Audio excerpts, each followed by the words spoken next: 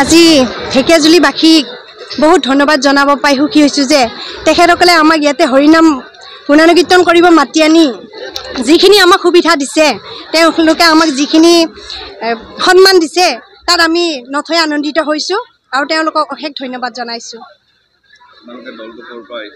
আমাৰ নামৰ দলটি মঙলদৈ বৰমপুৰৰ পৰা আহিছোঁ। আমি পূব ঢেকিয়াজুলি বট শিৱ মন্দিৰ প্ৰাংগণত আজি 3 দিনীয়া কাৰ্যসূচীৰ এক সফল সামৰণি মাৰিলোঁ। মাজুলীৰ ভকত বৈষ্ণৱ শ্ৰীযুত অচ্যুত কুমাৰ নাথদেৱে ভাগৱত পাঠ কৰিছিলে।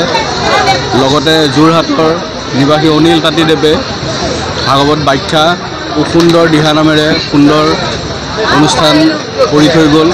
যোৱাকালিও আমাৰ শিৱৰাত্ৰিৰ পূজাভাগ খুব সুন্দৰভাৱে খুব সুকলমে পাৰ হ'ল। তাৰ কাৰণে ৰাইজক অশেষ ধন্যবাদ। ৰাইজৰ সঁহাৰি দিহা পৰামৰ্শ তথা আমাক ইমান সঁহাৰি জনোৱাৰ বাবে ৰাইজক ধন্যবাদ জনাইছোঁ। লগতে আজিৰ যি অনুষ্ঠান চলি আছে নেগেৰা নামৰ কাৰ্যসূচী মঙলদৈ বৰহমপুৰৰ পৰা আমি আমন্ত্ৰণ কৰি অনা ৰীণা ডেকাৰ নেতৃত্বৰ নেগাৰা নাম ভাগ আমাৰ ইয়াতে চলি আছে বৰ্তমান। আমিও আজিৰ দিনটোতো সমূহ ৰাইজৰ সহায় সহযোগিতা সম্পূৰ্ণভাৱে আমি পাইছোঁ। ভাগৱত পাঠ ও ব্যাখ্যা অনুষ্ঠানে সুদূৰ মঙলদৈৰ পৰা আমি মঙলদৈৰ বৰহমপুৰৰ পৰা আমি ৰীণা ডেকাৰ দলৰ নাম পাৰ্টি নাগাৰা নামৰ পাৰ্টি আমি আমন্ত্ৰণ কৰি আনিছিলোঁ আৰু তেখেতসকলে অতি ধুনীয়াকৈ আমাৰ ইয়াত মানে নাম পৰিৱেশন কৰিলে। গতিকে তাৰ কাৰণে তেখেতসকলক আমি আমাৰ কমিটিৰ তৰফৰ পৰা আমি ধন্যবাদ জ্ঞাপন কৰিছোঁ। বহুত ভাল লাগিছে। আগত তেনেকৈ নাছিলে।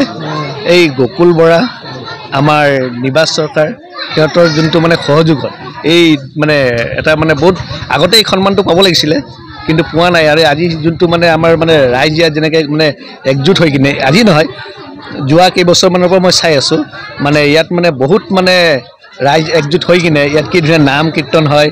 তাৰ আকৌ আমাৰ শিৱৰাত্ৰি শাওণ মাহ তাৰপিছত আকৌ মহাশিৱৰাত্ৰি কি ধুনীয়া আয়োজন কৰা হয়।